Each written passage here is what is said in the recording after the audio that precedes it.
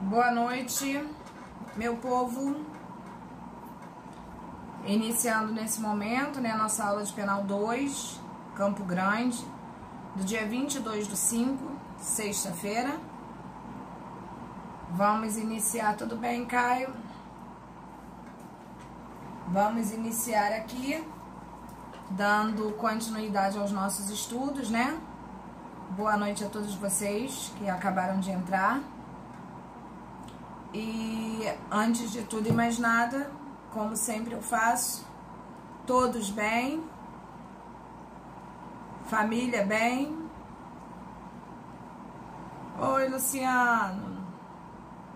Tranquilo, meu amigo? Isso é que vale, Luciano, isso é que vale. Graças a Deus, Juan, graças a Deus. Acho que é por aí, né? A gente tem que realmente se cuidar porque tá tenso demais. Antes de começarmos, alguém por acaso lembra? Nós estamos na apostila 2, né?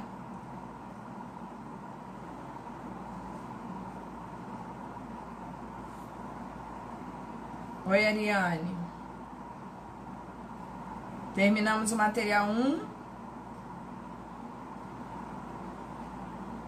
E entraremos hoje na 2, Luciano? Ok.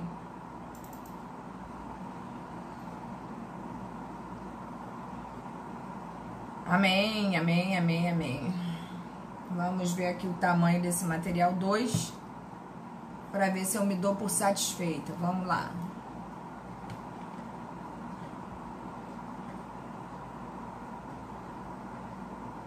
Abrindo aqui é porque é tudo muito rápido, entendeu?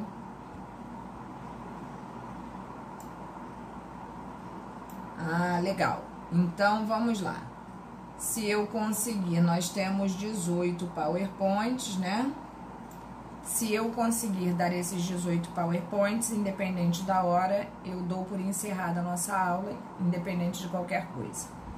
Ficaria muito feliz de começarmos na semana que vem a apostila 3, que já está postada para vocês, não sei se vocês repararam, mas o materialzinho 3 também já está anexado. Vocês estão me ouvindo bem?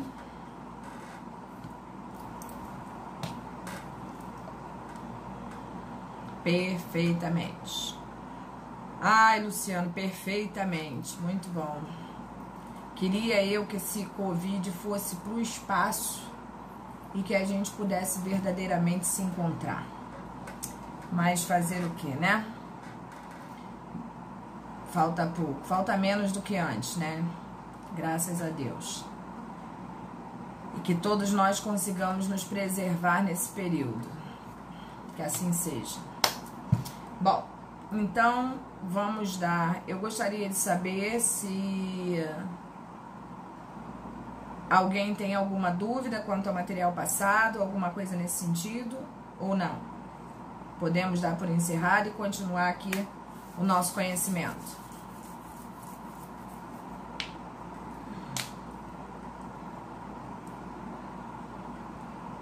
Bom, pela mudez da turma...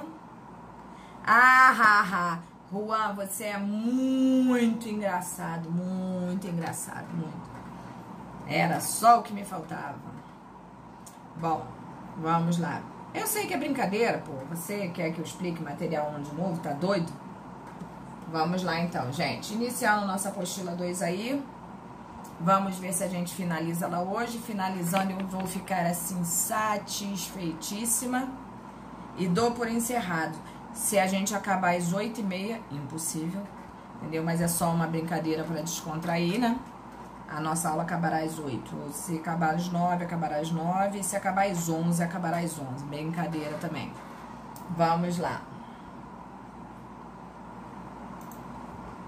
Bom, entramos hoje, né, no concurso de pessoas. É um assunto muito tranquilo. É só aquilo que eu falo, a gente tem que se ater realmente ao que está escrito. Haja visto que posteriormente a gente acaba retornando, né, em alguns momentos ao concurso de pessoas, em outros determinados assuntos. Então, vamos ter calma, um assunto fácil, ainda mais para a turma que é um assunto muito tranquilo, e tenho certeza que vocês vão tirar de letra. De antemão, nós estamos tentando aqui em casa, né? Quando eu falo nós, toda a equipe, né? Porque acaba que eu não estou sozinha, e todos sabem que eu tenho a ajuda de muita gente, uma família inteira de professores, né? E nós estamos, assim, tentando viabilizar uma P2 diferenciada. Esse material 2 está no seguro? Tá. Não tá não, gente? Eu botei até o 3 já. Vocês estão sem esse material 2?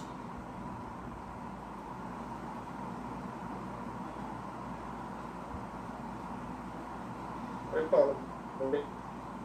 Eu estou aqui justamente com o seguro aberto, procurando o material 2, e a última postagem foi no dia 24 de abril.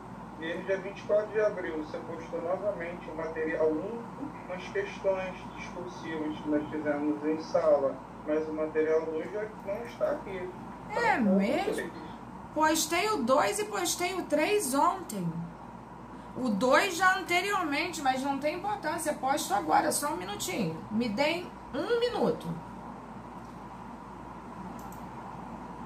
Jesus! Engraçado que é a primeira vez que eu tô tendo problema com o seguro, porque eu vejo um monte de gente reclamando, mas eu, em tese, eu não tinha o que reclamar, não. Mas, engraçado que eu postei o de penal 1 e o de penal 2 junto, e na verdade não foi, Que coisa, hein? Vocês me perdoem, gente. É tudo muito lento, sabe? Parece até que a gente usa aquela internet roubada, né? Mas não sei quantos mega, top de linha, Master Plus, entendeu? Mas o troço parece que não chega na casa da gente, né? Impressionante um troço desse.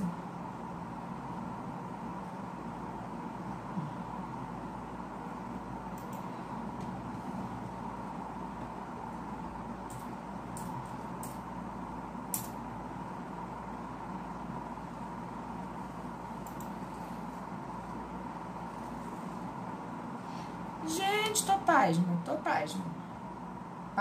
Passadíssima.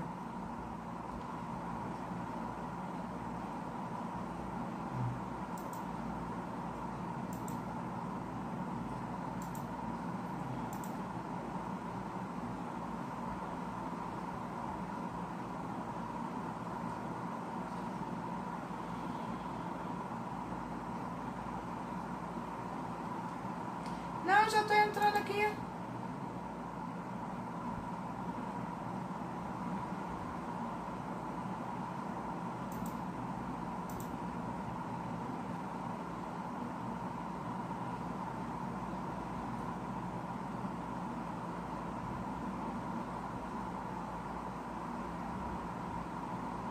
Agora é o fim da picada. Eu tenho maior cuidado com isso.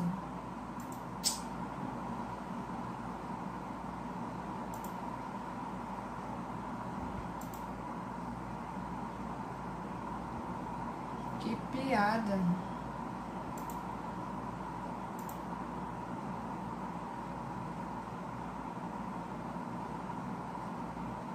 Jesus.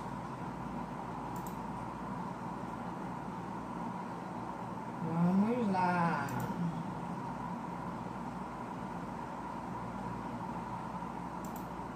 Vou postar na data de hoje, hein, gente? Se liga aí.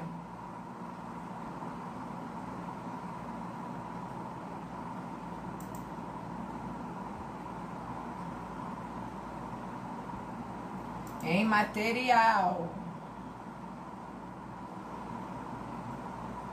Ah lá, o material 3 aparece pra mim, não aparece pra vocês, não?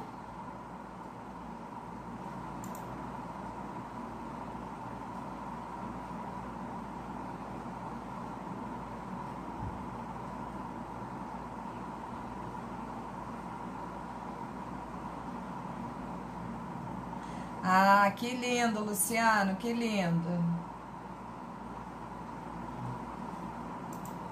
Vou postar agora o 2 de novo.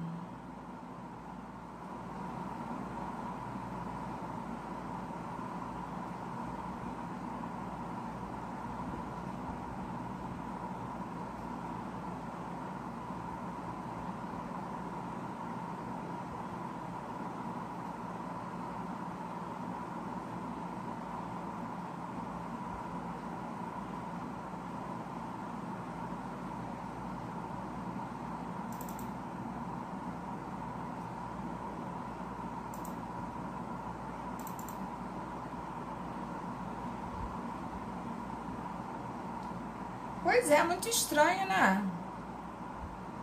Vê se apareceu aí agora o 2.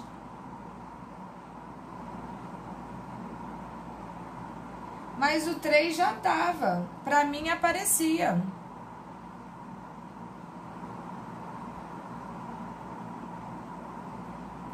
Bom, de qualquer forma já está aí para vocês.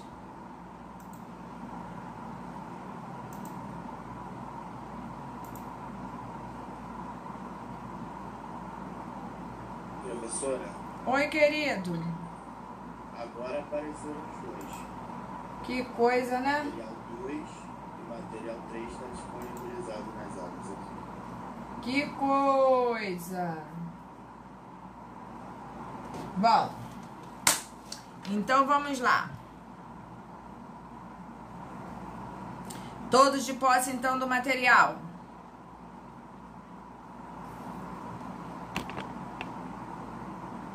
Beleza, Anderson, valeu. Então vamos lá, matéria fácil, material tranquilo. Tenho certeza que nós não vamos ter dificuldade nenhuma, até porque essa turma é uma turma muito esperta. Deixa eu soltar o cachorro. Vai.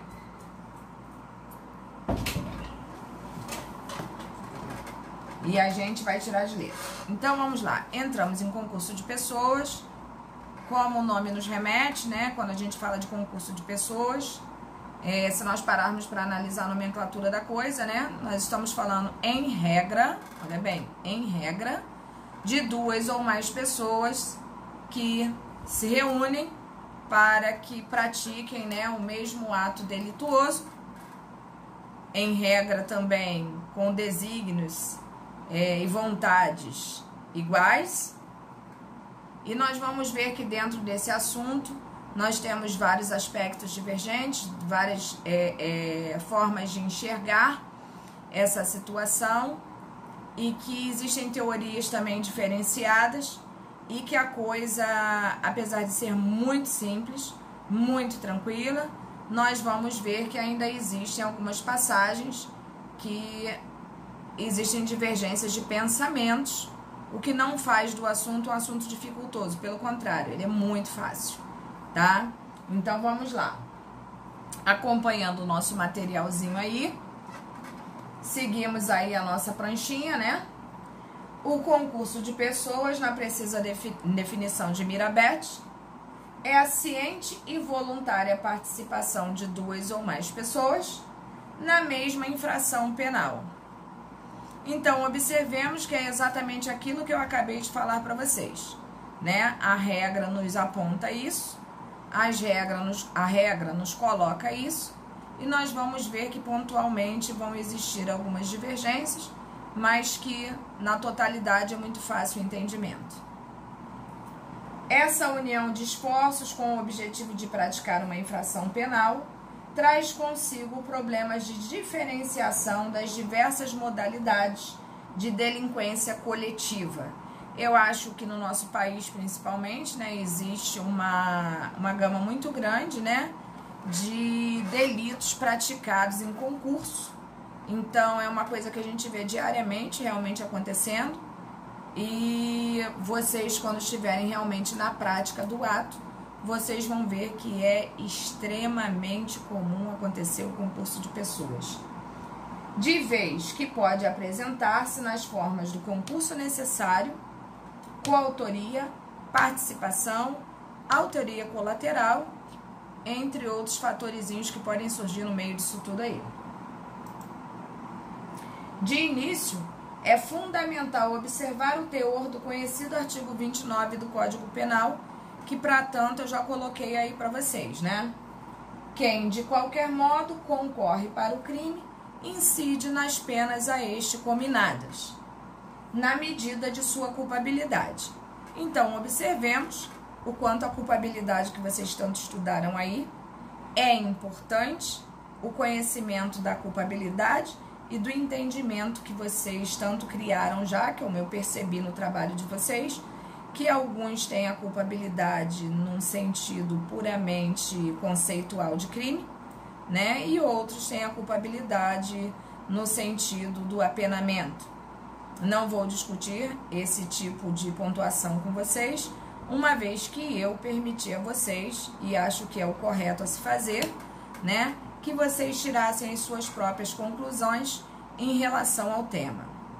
Mas, já sabendo, né, que a questão aqui, ela vai envolver outras situações, das quais provavelmente vocês vão se identificar, e vocês vão ver que realmente o trabalho de vocês não foi em vão.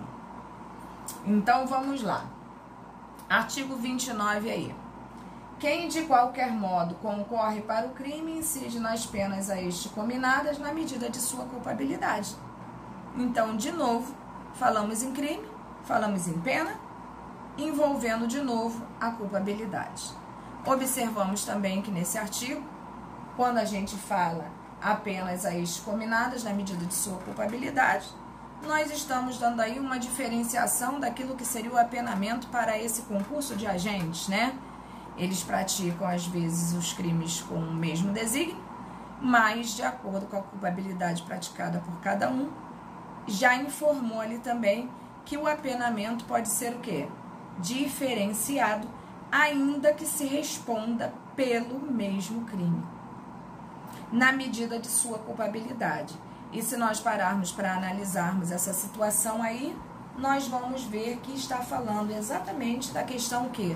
Da individualização da pena, né? Então a gente começa a perceber como existe o envolvimento de tudo para tudo, de todos os princípios a níveis penais, né? A nível penal, perdão, em relação a todo o aspecto da matéria que a gente vai atuar. Bom, o parágrafo 1º diz o seguinte: se a participação for de menor importância, a pena pode ser diminuída de 1/6 a 1/3. Então, já observamos que, com os mesmos desígnios ou não, né, o apenamento pode ser referenciado de forma diferenciada para cada um, né?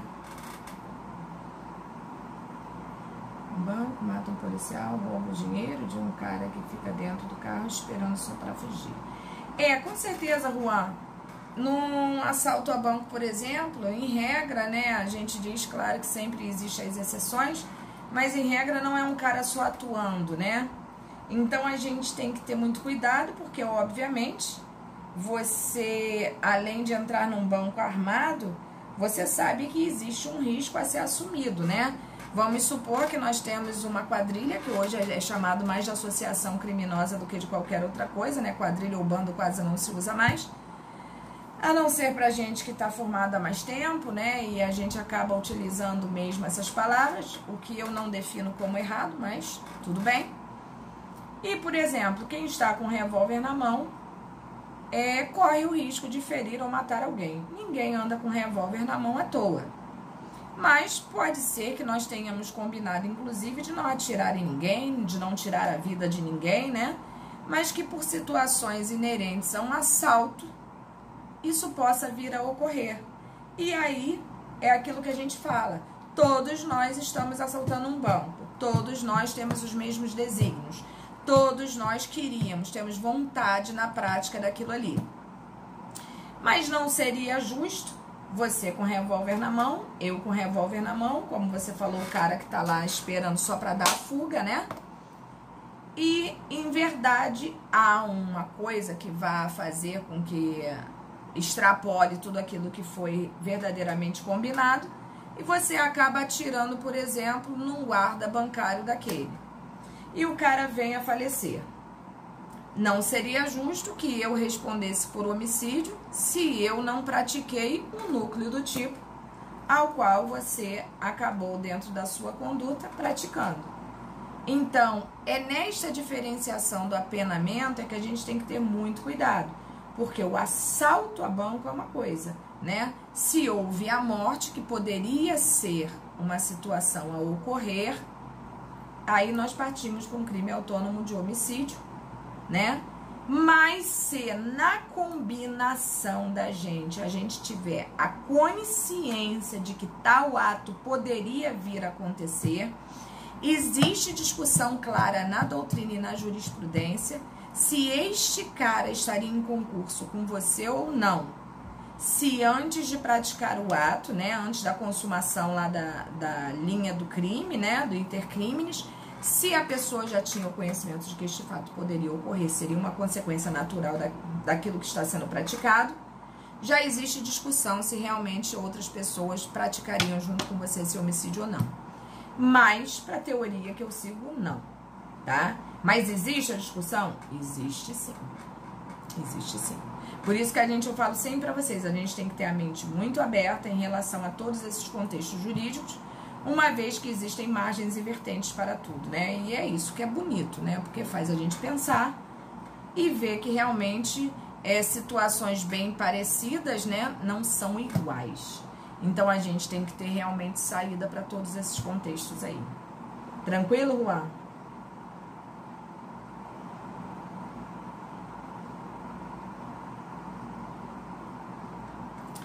Luciano, em certas situações foi o que eu falei pra você. Se você já sai, né, de acordo com o contexto, você sabe que aquilo pode ocorrer e você se coloca naquela situação, eu também sou a favor do concurso. Também sou, porque eu sabia o risco, né, que poderia haver praticando tal conduta. Mas se o cara toma uma atitude diferenciada daquilo que foi compilado ali, né, compilado não, tramado ali, né? E a atitude simplesmente parte dele, não havendo necessidade de ocorrer, aí eu não sou a favor do concurso, não. Mas isso tudo é muito difícil de ser comprovado, né? Então, para isso que eu tô falando, a gente tem que ter muito tato e conhecimento para a gente poder trabalhar com todas essas questões aí.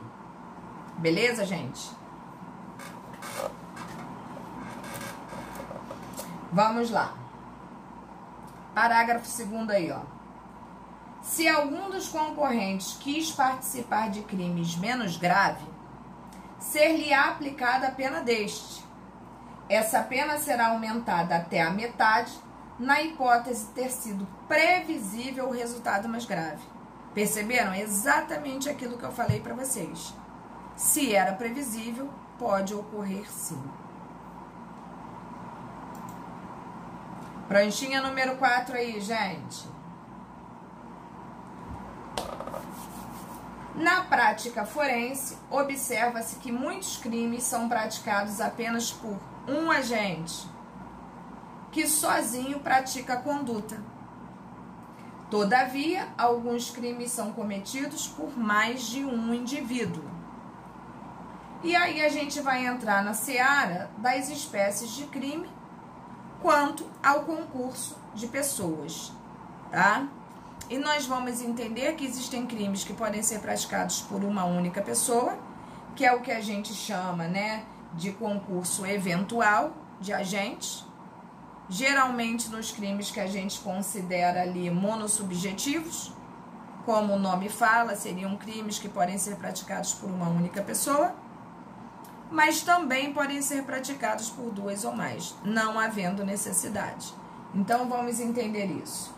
Monossubjetivos ou de concurso eventual podem ser cometidos por uma ou mais pessoas, ou seja, é um crime que não requer mais de uma pessoa, mas que pode ser cometido por duas ou mais e até por uma apenas. De qualquer forma, para os crimes de concurso eventual, a tipificação não exige o concurso de agentes. Não exige o concurso de agentes, uma vez que o crime pode ser praticado por uma única pessoa. Isso é muito simples, né? Muito claro de ser entendido. Não exige-se, mas pode. E a questão dos plurissubjetivos ou de concurso necessário, olha a diferença, eventual para necessário. Quando a gente fala de plurissubjetividade, a gente está falando de mais de uma pessoa. Quando a gente fala de monossubjetividade, a gente está falando de uma ou mais eventualmente, tá? Então, para o concurso necessário, que em verdade eu diria assim que é o mais praticado, né, na atualidade, praticados somente por uma pluralidade de agentes em concurso. Exemplo, quadrilha ou bando, hoje mais reconhecidamente como associação criminosa, né? E nós já sabemos que a associação criminosa por si só já é um crime, né, tipificado no nosso Código Penal, não necessitando para tanto a geração de outros crimes. Isso por si só já faz a tipificação, bem como o concurso de agentes. E neste caso aqui, para que haja, né, quadrilha ou bando ou associação criminosa, há necessariamente, olha bem o que eu estou falando para vocês, necessariamente haver um concurso de agentes. Tranquilo isso, gente?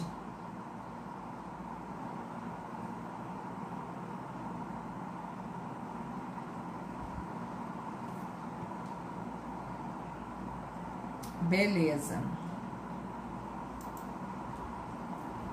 Bom. Valeu, Dani. Valeu, Anderson. Então, vamos lá. Os crimes de concurso necessários podem ser de condutas paralelas. Vamos entender como é que isso funciona. Condutas paralelas. Auxílio mútuo em busca de um resultado comum. Todas as pessoas envolvidas desejam o mesmo objetivo, cujos esforços são direcionados para a realização do crime. Eu diria para vocês que, dentre as espécies existentes, tá? Aquela que mais ocorre é a situação de condutas paralelas, onde as pessoas emparelham a mesma situação para que haja a conduta praticada. Eu diria que o foco do nosso estudo deve se basear praticamente naquilo ali, tá? Os outros é simplesmente para que a gente saiba como funciona, inclusive existindo situações aqui que vocês vão conhecer que não mais, eu diria assim que raríssimas exceções vocês verão, tá? Exemplo: associarem-se 3 ou mais pessoas para o fim específico de cometer crimes. Pena de reclusão de 1 a 3 anos. No referido crime, a conduta de todos os envolvidos direciona-se no sentido da realização de um mesmo objetivo, a prática de crimes. Então, já observamos aqui, né, o 288 como funciona. De condutas convergentes. Como ensina Fernando Capês, as condutas tendem a encontrar-se e desse encontro surge um resultado. A conduta de um agente direciona-se a de outro, sendo que no encontro de ambas surge o resultado. Até porque se elas não se encontrassem, o resultado não surgiria, tá? Como exemplo clássico, vocês veem um exemplo clássico, é um adultério que nem é mais crime.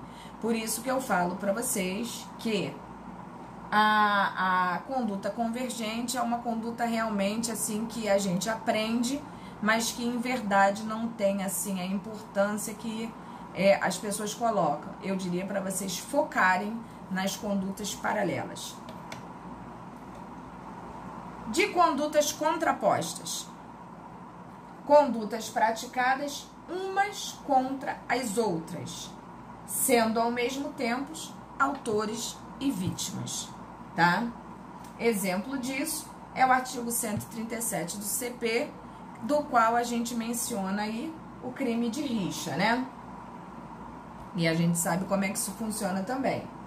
Eu volto a falar para vocês, se concentrem nas condutas paralelas, para tudo.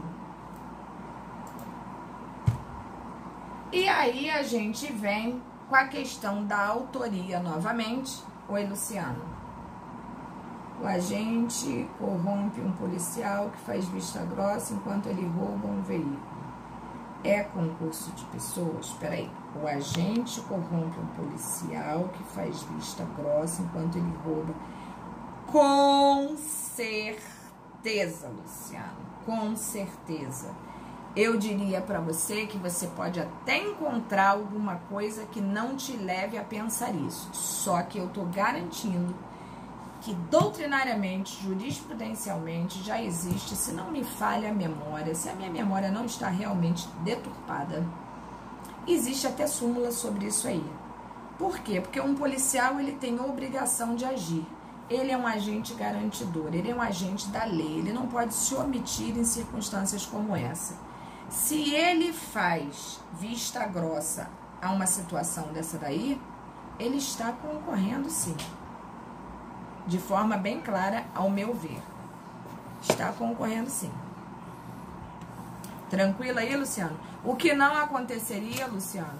O que não aconteceria com pessoas como nós, tá? Que não temos o dever legal, não temos obrigação nenhuma, então não poderíamos ser encarados como um concurso, né? De conduta, e seja ela qual for, porque nós não temos a obrigação legal. Então, neste sentido, a gente vê que a situação do policial é bastante complicada em relação a isso aí. Ele pode ser enquadrado, sim, em concurso, sim. Também acho, também acho. Também acho. Vamos lá. Autoria, né? De novo, esse assunto tão tranquilo, mas que nos remete... Aí, Juan. Fresquinho. Cheirosinho, Juan. Se tu sentiu o cheiro que tá aqui. Muito bom.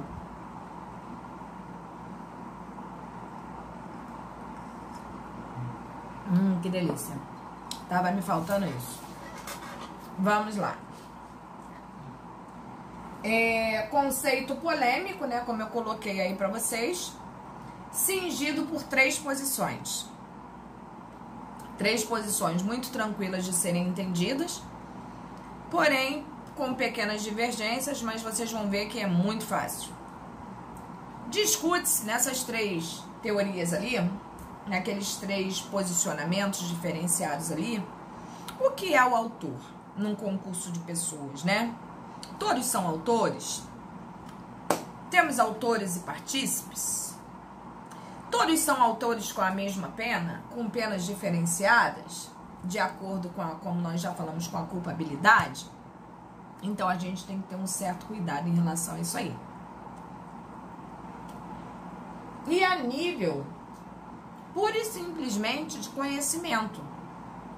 Porque quando vocês começarem a atuar na prática, isso se torna, assim, quase que sangue na veia, né? É muito fácil de você entender.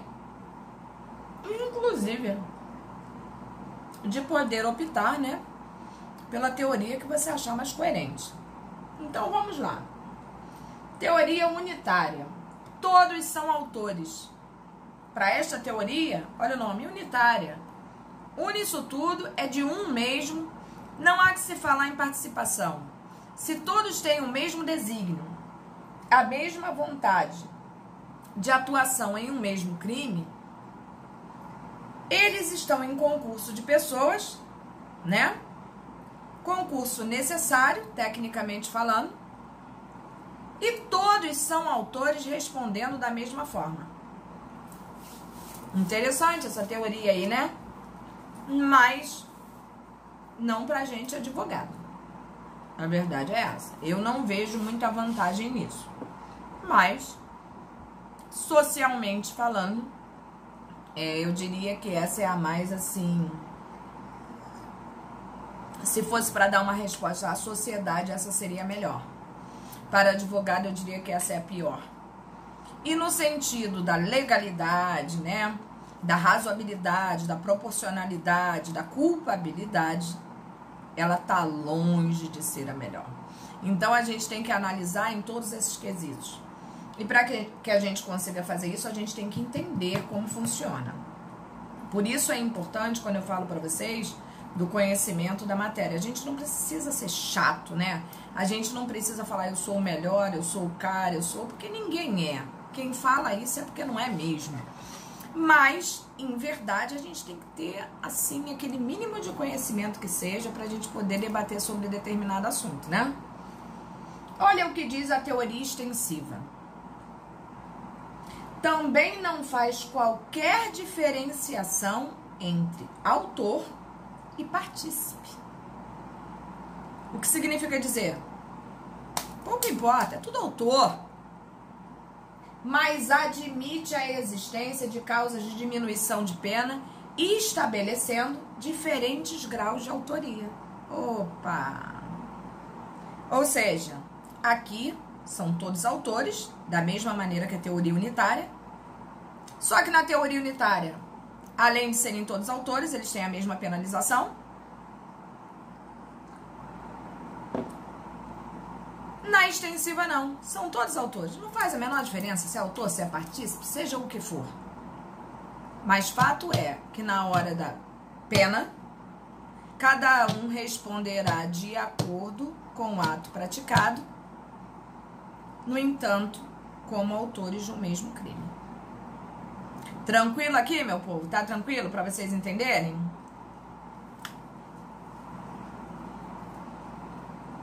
Beleza.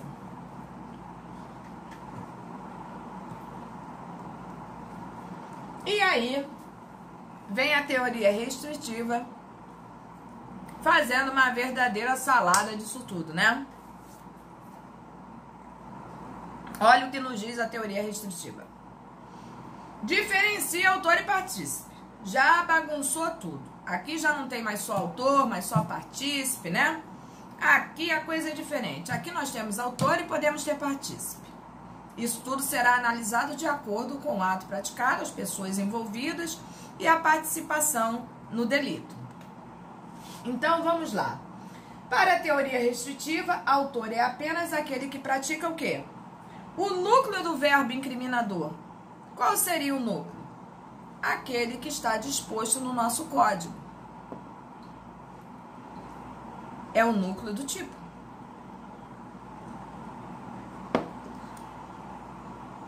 Já o partícipe é aquele que participa de qualquer outra forma para a configuração do delito. Ou seja, ele não praticou o núcleo do tipo. Vamos pegar o 121, por exemplo. Ele não chegou lá e atirou, ou seja, matar alguém, mas ele participou de alguma forma, como, por exemplo, emprestando o revólver. Então, ele teve participação? Sim.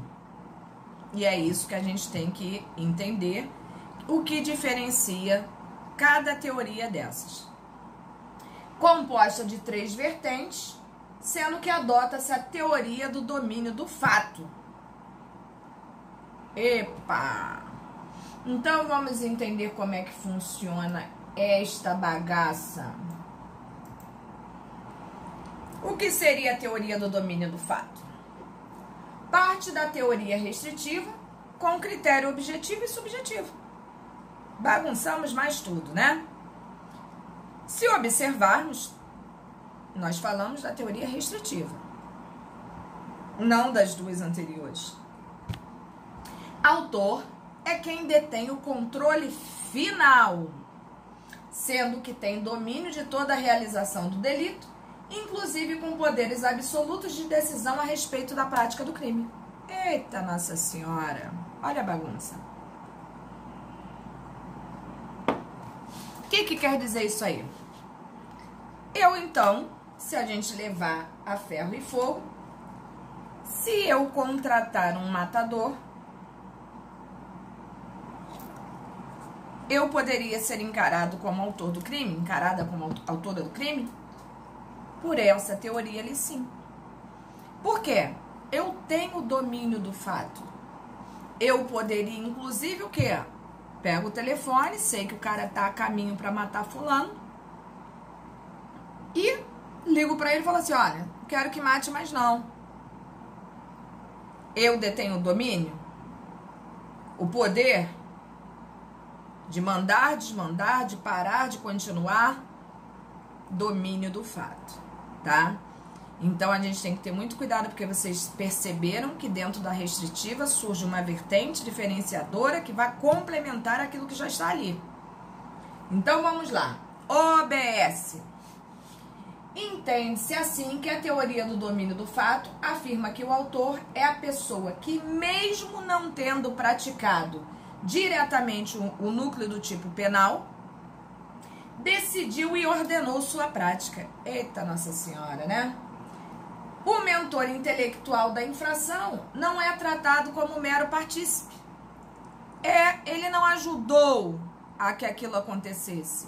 Ele comandou o ato. Era poder dele continuar, parar, não fazer ou fazer. É domínio mesmo. Então, neste sentido, o cara vai ser encarado como autor do fato delituoso praticado. Por essa teoria que vocês estão vendo aí. Olha só. Seu ato não se restringe a induzir ou instigar. Eu não tô falando pra você, vai lá e mata. Ah, vai lá, não dá mole não. Eu estou ordenando, eu estou coordenando, eu estou mandando. Peraí, Bia, já volto aí.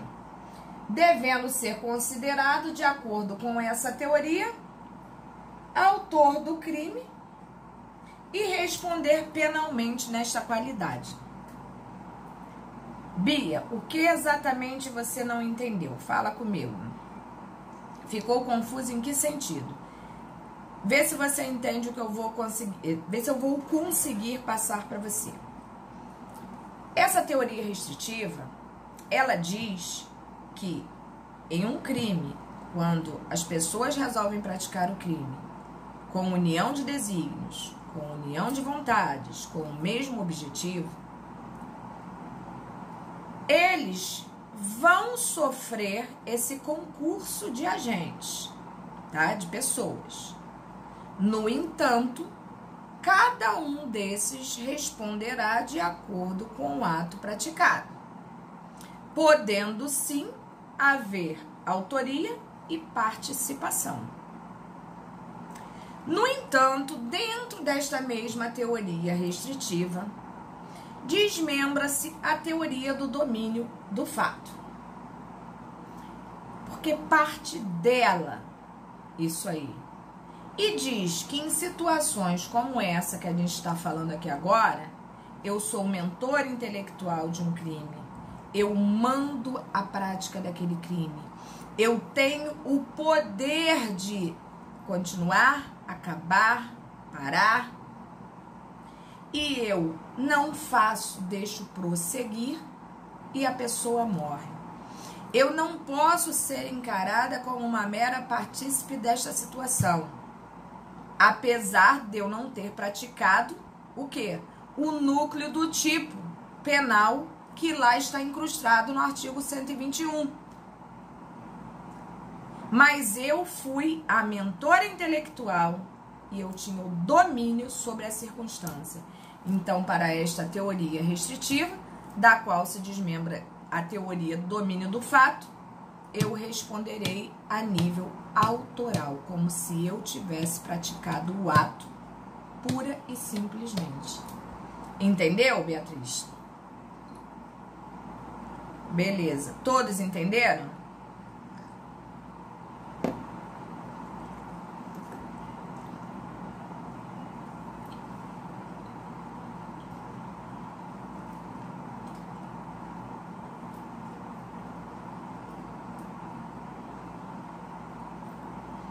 Deixa eu responder a colega ali, que eu deixei passar em branco aqui, mas não foi de propósito não, tá, gente? Cadê ela? Peraí. A Daniele Freitas aí, ó. No caso da Suzane von Richthofen, pode ter sido aplicada essa teoria, já que foi a mandante dos homicídios dos pais? Olha, no caso da Suzane von Richthofen, a coisa ainda é pior, né? Porque ela tinha grau de consanguinidade, eram os ascendentes dela, foi o crime praticado em descanso noturno, né? Apesar disso ser muito discutido no furto e no roubo, né? De casa. Mas isso tudo agrava a situação da Suzane von Richthofen. Eu, sinceramente, Daniele, não me recordo, tem tanto tempo isso, eu não me recordo se foi atuante essa teoria aí. Mas eu diria pra você que se foi ela que planejou, se foi ela, aliás, foi ela junto com os caras, né? Era concurso de pessoas, isso aí. Foi sim, e com certeza utilizaram sim, com absoluta certeza.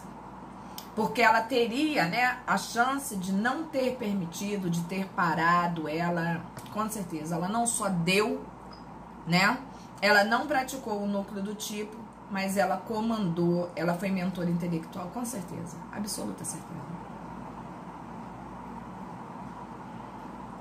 Absoluta certeza, Dani.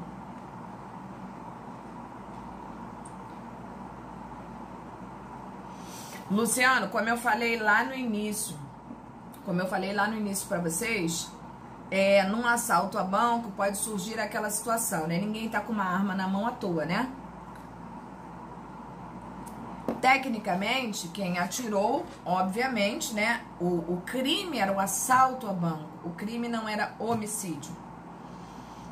Então existe, né? O concurso de pessoas para o crime de assalto, ele existe, é nítido, não há que se conversar.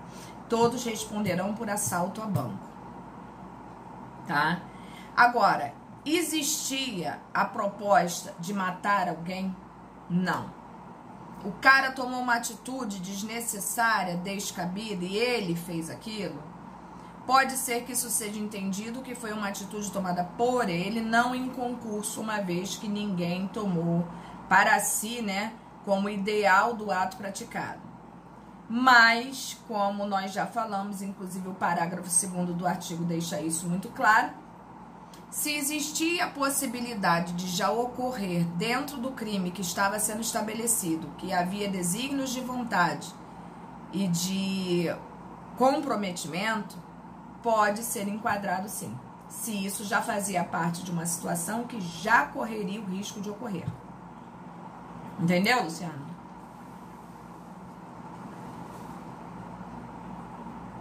Beleza. Nada, meu amor. Vamos dar continuidade aqui.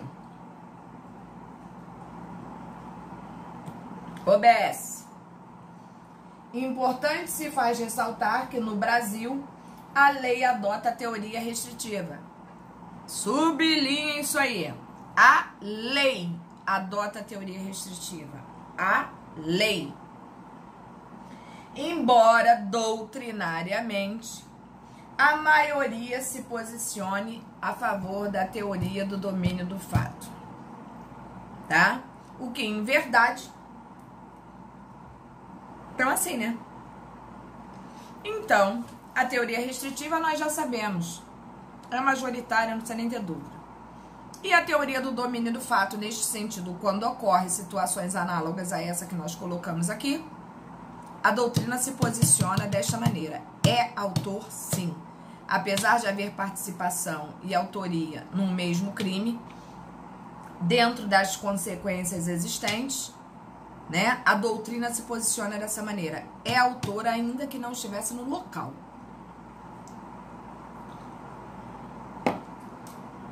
Podemos dar continuidade?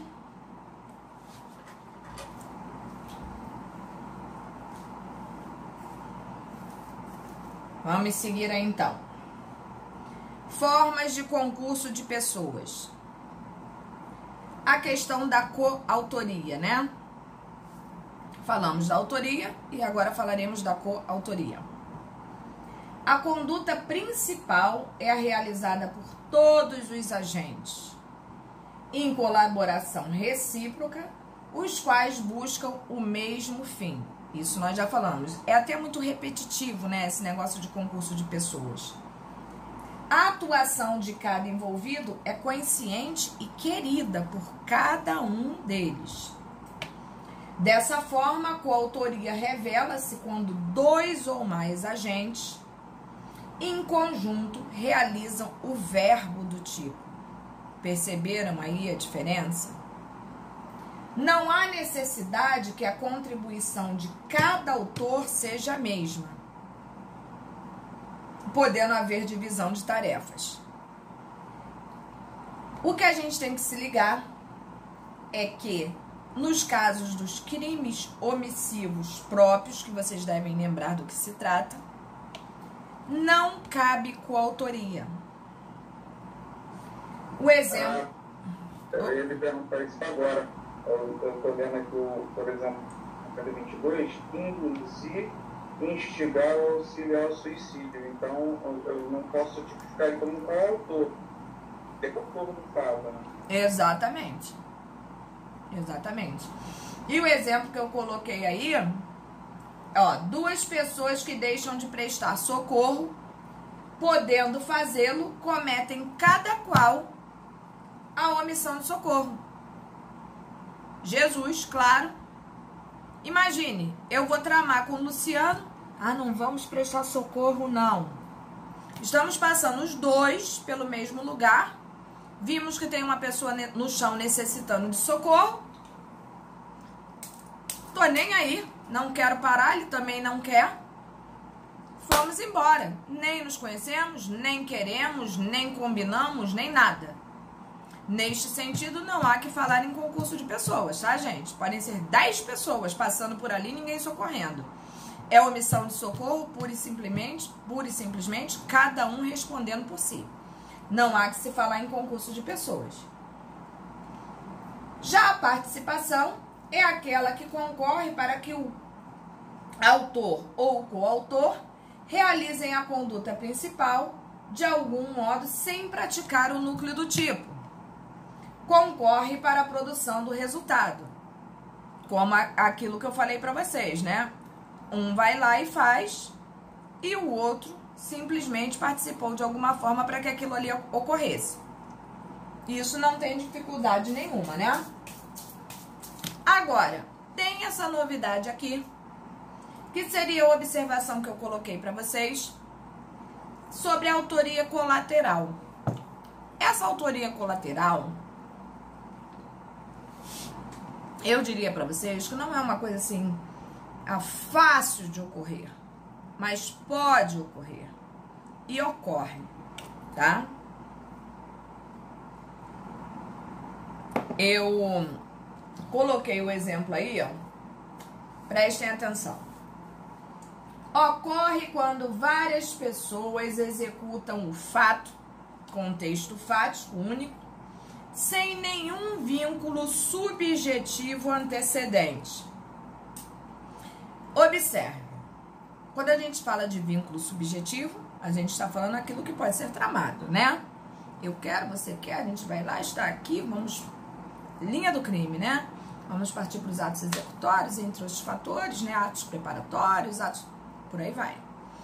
Mas neste caso da autoria colateral, não existe esse vínculo subjetivo, porque em tese as pessoas nem se conhecem, tá? Exemplo.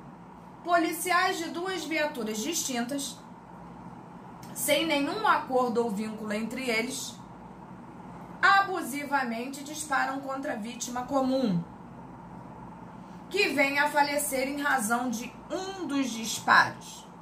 Então, estou eu passando por um local, 2 viaturas estão lá e, de repente, pelo rádio, é passado uma informação de que naquele momento ali, naquele bate-local, vai passar uma mulher loira, com um óculos na cabeça, o outro na cara, com uma blusa de florzinha e um cordão de coração, e que por acaso, eis que sou eu passando por ali, e que apesar de todas essas coincidências, eu não era quem eles estavam procurando.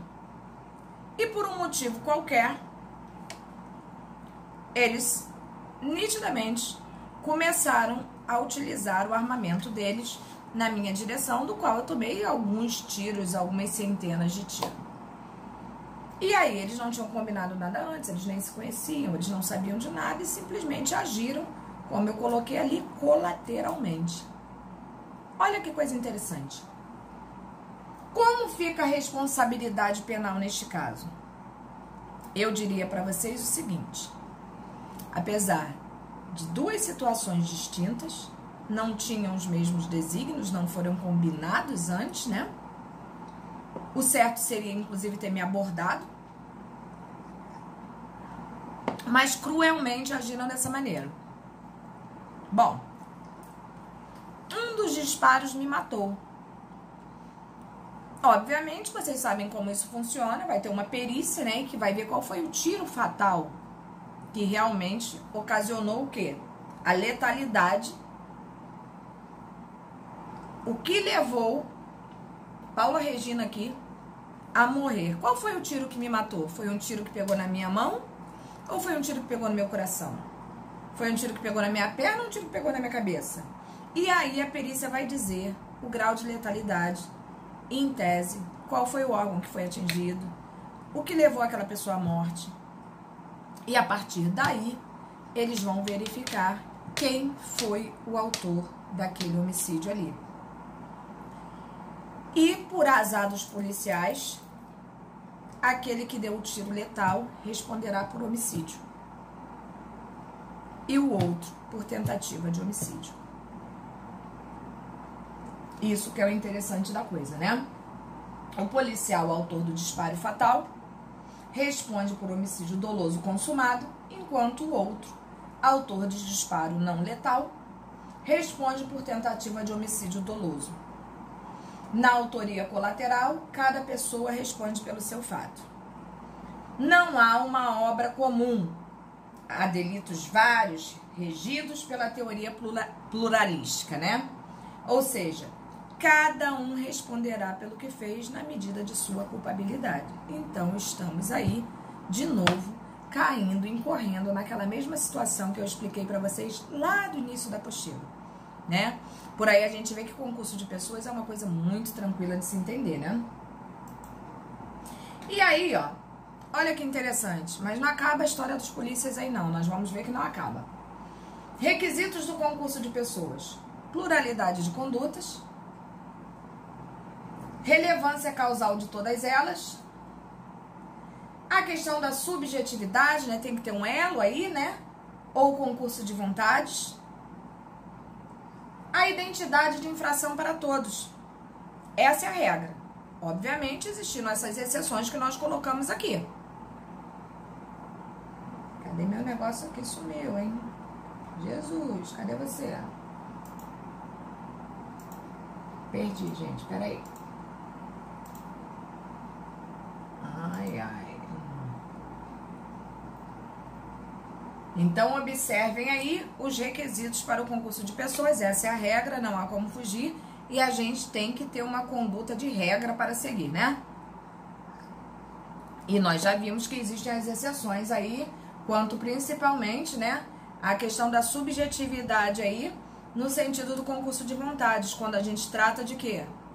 Autoria colateral, né? Vamos lá. O concurso colateral. Participação e crime culposo. Duas posições. Eu diria para vocês que isso daí é tão... que a gente só coloca aí mesmo para vocês tomarem identidade, né? Uma diz que é uma impossibilidade de participação em crime culposo. E o outro diz que há possibilidade de participação em crime culposo. Eu diria para vocês que eu fico com a primeira, né? Porque pô, o nome já diz tudo, né? Culposo. Como é que participa de uma situação dessa? Até para provar isso é complicadíssimo, né? Se o crime é culposo, você nem raciocinou, não existe sequer subjetividade nesse sentido, né? Cadê os desígnios todos aqueles requisitos ali? Então, isso já nos leva a uma conduta muito esquisita, né? Um raciocínio muito esquisito em relação a isso. Mas deixo aí para vocês poderem tirar as próprias conclusões. Aí vem aí o que eu falei para vocês, ó. Prestem atenção. Eu não sei onde está o que eu quero falar. Ah, tá aqui, tá logo aqui embaixo. Formas de participação. Nós ainda vamos voltar naquele policial lá, hein? Formas de participação. Tem a participação moral, que é aquela que é entendida como instigação ou induzimento, né? Como eu falei, né? Vai lá, mata fulano, vai lá, ó. Ih, não dá mole não, manda ver. É a moral mesmo, né? É o famoso Satanás no ouvido do outro. Temos a material, que por sua vez ocorre por meio do auxílio ao autor do crime, figura de cúmplice, né? Tem gente que gosta dessa coisa. O partícipe facilita a execução do delito, prestando adequada assistência ao autor principal, aquele que vai praticar o núcleo do tipo, sem, contudo, tomar parte da execução da ação nuclear do tipo, se ele é partícipe, né? Ele não pode ser encarado nem como autor, nem como coautor. Ele tem uma mera participação, da qual a gente também não pode lidar com isso como se ele fosse um coadjuvante, que muitas das vezes essa participação é tão importante que sem essa participação o crime nem ocorreria. Então, inclusive no apenamento isso é muito interessante, porque dependendo do grau de participação, a pena vai aumentando ou vai diminuindo, e por aí a gente vê o quão importante é isso, né? E pode ser prestado durante os atos preparatórios ou inclusive executórios. Caso ocorra após a consumação, em negrito, que eu coloquei aí para vocês, portanto prestem atenção, somente se considera o concurso de pessoas se tiver havido a combinação anterior. E aí eu botei para vocês um exemplo do que seria uma participação posterior à consumação, né? Uma vez que na linha do crime, né, do intercrimes, se consumou todos os atos praticados, executórios, e a consumação se deu. O restante seria mero exaurimento. No entanto, se, como eu coloquei ali em negrito para vocês, caso ocorra após a consumação, somente se considera concurso de pessoas se tiver havido combinação anterior. Não esqueçam do desígnio de vontade. Crime de furto.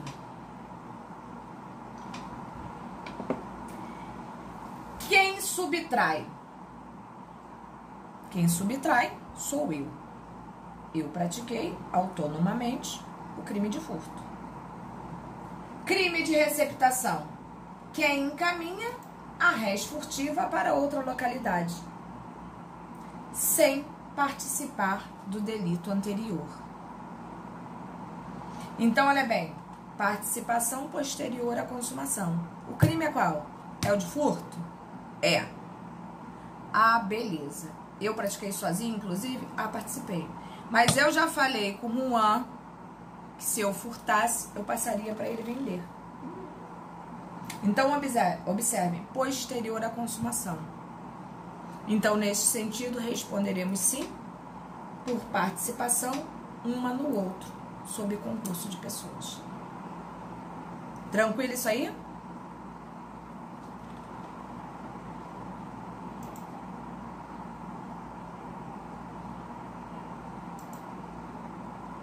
Bom, beleza, gente. Tô assim apaixonada por vocês hoje, porque vocês hoje ou estão prestando muita atenção, ou estão dormindo e falando sobre mim. Entendi. Mas eu prefiro acreditar que vocês estão entendendo sim, porque vocês são top. Vai, Luciano. Vocês são das galáxias. Fala, Thiago. Vai, Luciano. A Paula tá com saudade. Vamos lá, gente. Olha aí, voltamos na autoria colateral. Ai, Jesus, Luciano, Deus é mais. Só você mesmo.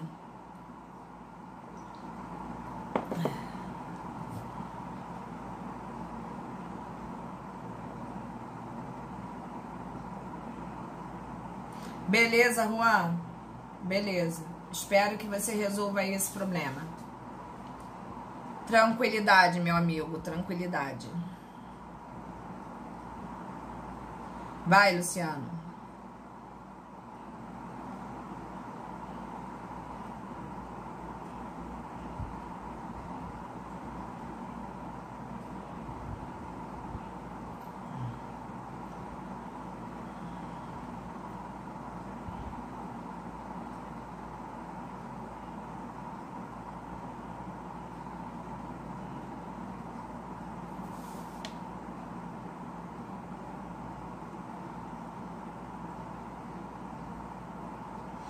Tá, entendi o que você quis dizer. Mas aí, se a gente for entrar nessa seara aí, na verdade você está falando de uma outra pessoa que viu essa imperícia aí. É isso que eu tô entendendo?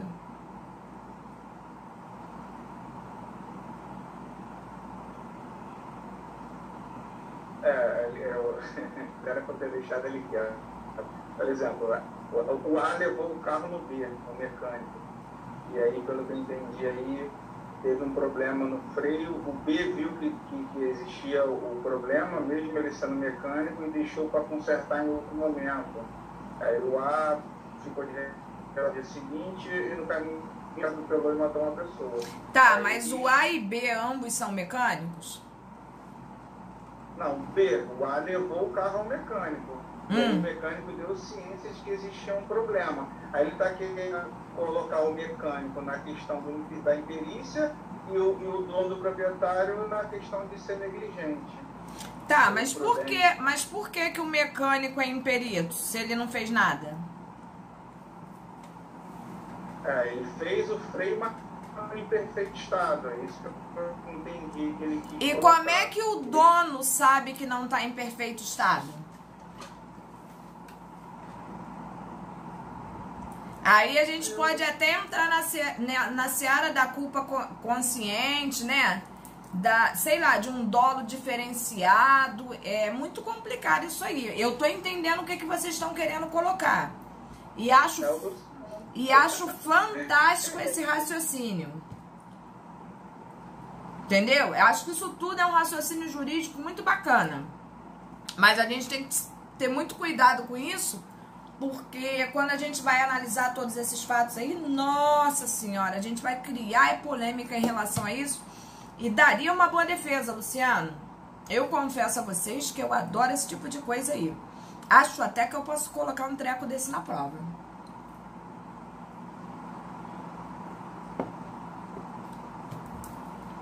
Exatamente, Sara.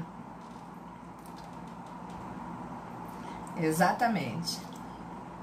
Mas fico muito feliz com esse raciocínio de vocês, muito mesmo. Vocês nem sabem o quanto.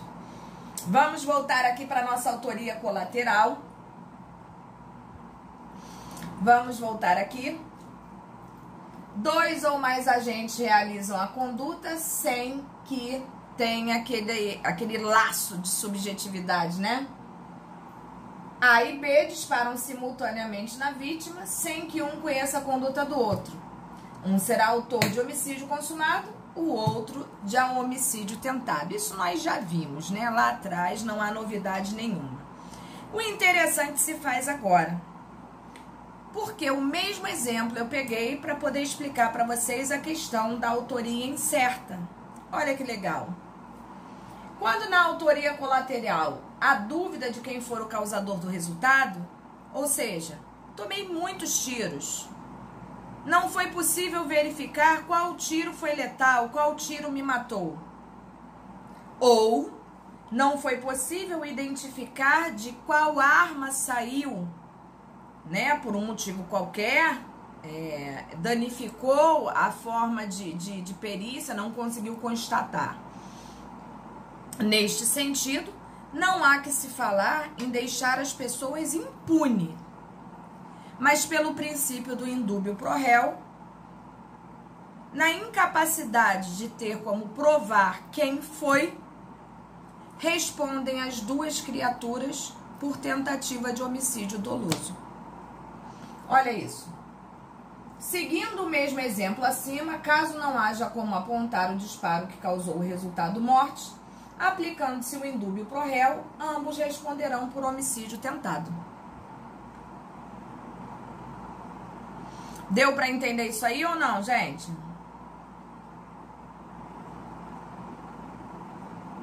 Sim? Beleza.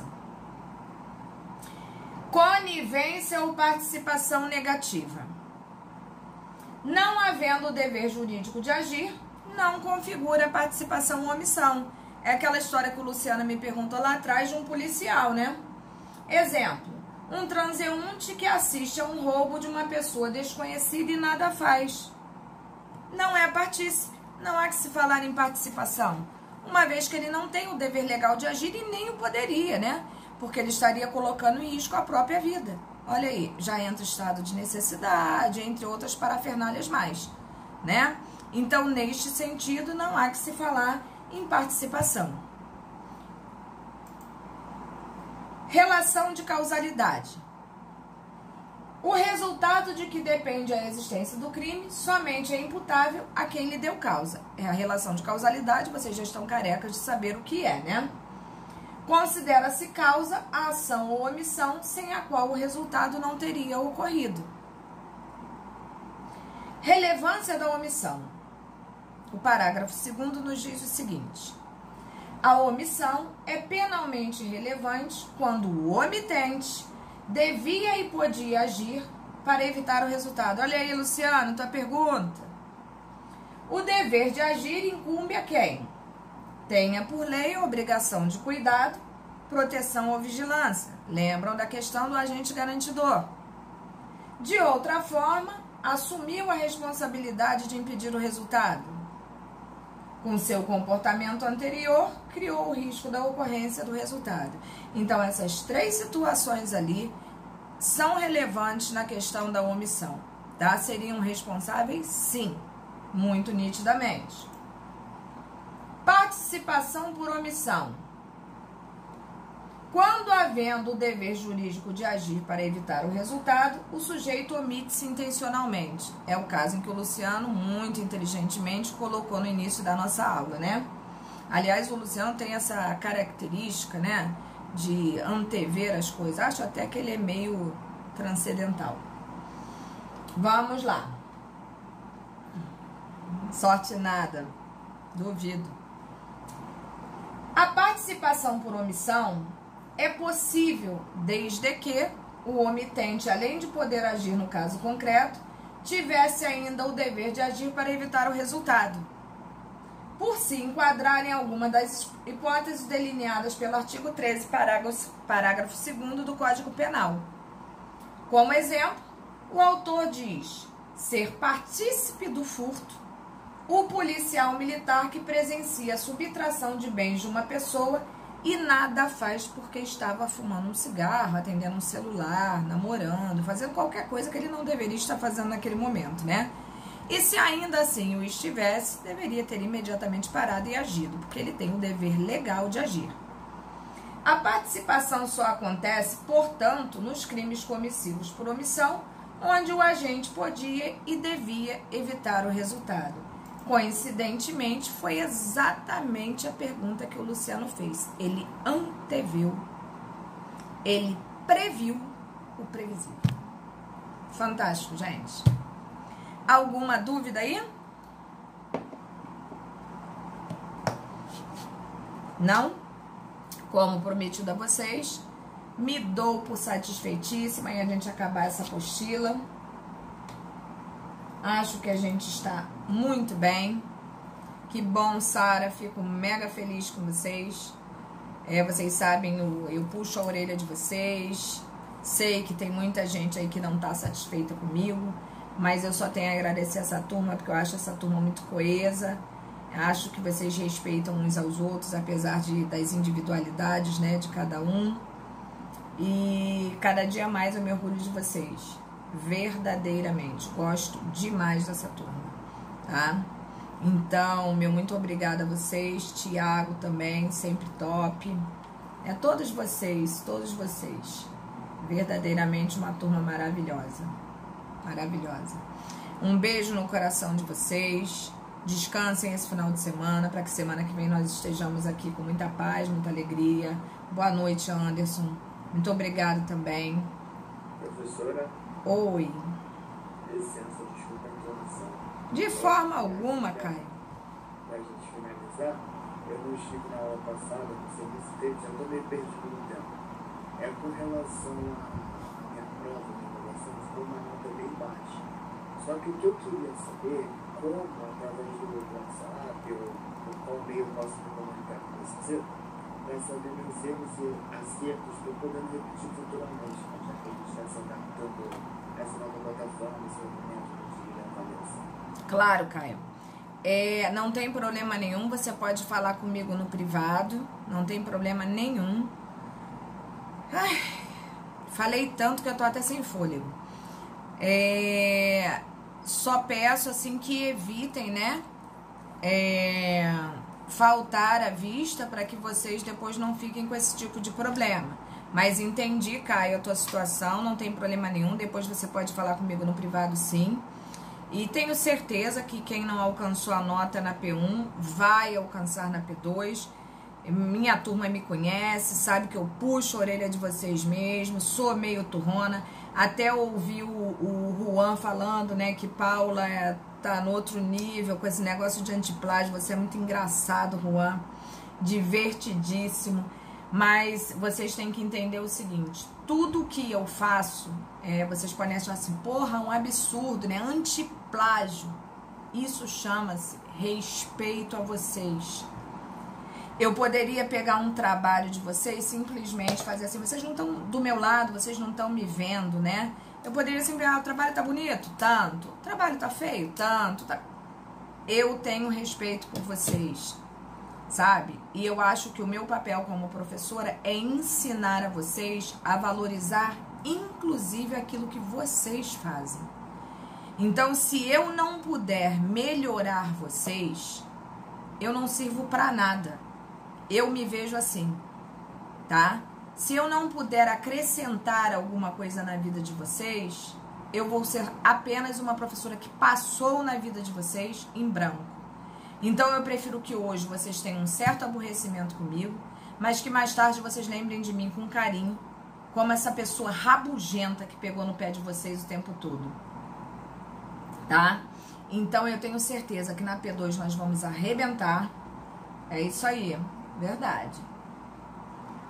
É isso aí, gente. Esse é o carinho que verdadeiramente eu tenho por vocês. Vocês podem acreditar. Tá? Então é um prazer muito grande. Tenho certeza que, bom, Camila, tenho certeza que na P2 nós vamos arrebentar. E como a maioria aí foi meu aluno, vocês sabem que eu não tenho a menor intenção de prejudicar ninguém. Então, relaxem, tá? Acalmem o coração, aproveitem o final de semana para descansar, para que semana que vem nós estejamos todos juntos aqui. Fiquem com Deus, gente. Valeu, professora. Obrigado. Nada. Eu não tô nem contestando a minha nota, não. É só pra saber. Não, Caio. Meu modelo de trabalho, tá? Claro, Caio. Você tem crédito comigo, Caio? Não ter esse erro no futuro, mas te agradeço. Peço desculpa por te interromper. Que isso, Caio? Obrigado. Que isso? Beijo. Pra vocês também, gente. Fiquem com Deus.